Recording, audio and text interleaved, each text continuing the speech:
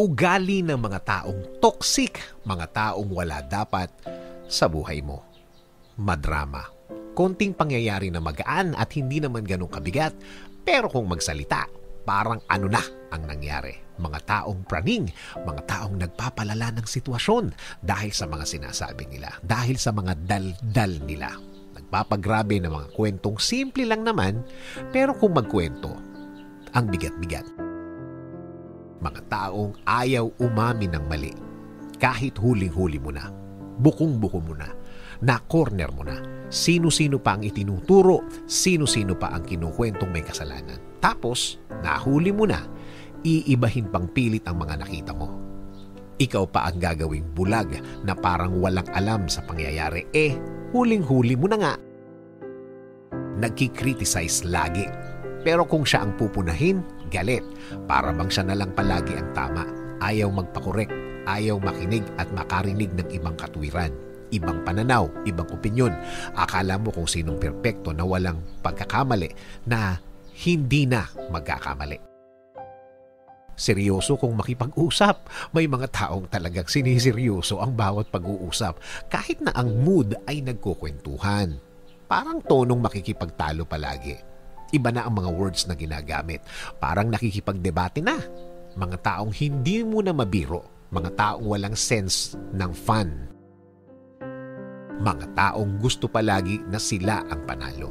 Kahit na anong diskusyon, kahit na anong usapan, ayaw patalo. At kung makikita o nararamdaman nila na dehado na sila, bigla na lang tatalikod at biglang maglalakad ng palayo. Maglalakad ng palayo habang nagsasalita ka pa. Iyap, may pagkabastos ang mga taong ito.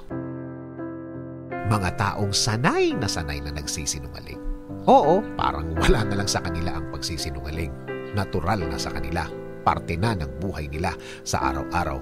Hindi nakukonsensya ang mga taong ito. Harap-harapan ang mga kasinungalingan. Mga taong hindi mo mapagkatiwalaan. Oo naman, big word, big deal ang trust. Kaya kung nasubukan mo na, hindi mo talaga kayang ibigay ang tiwala mo dahil sa mga ginawa niya noon, huwag nang pilitin ang sarili. Huwag ka nang bigay ng chance. Lalo na, pagkatapos nyo palang mag-usap, sinira na naman ang tiwala mo. Nambabaliktad ng mga salita para lang lumabas na siya ang magaling at siya ang bayani. Oo, talent nila yan at sanay na sanay sila sa mga ganyang sitwasyon. Kahit kausapin mo pa yan, walang nangyayari at walang pagbabago.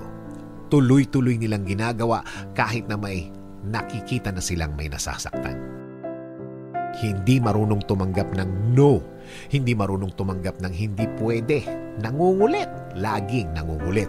Para lang maipilit niya ang gusto niya o ang pakay niya na madalas siya at siya lang ang makikinabang. May pagkaswapang ang taong ito at again, sarili lang niya ang iniisip niya. Sabi nga sa 1 Corinthians 15:33, do not be misled. Bad company corrupts good character.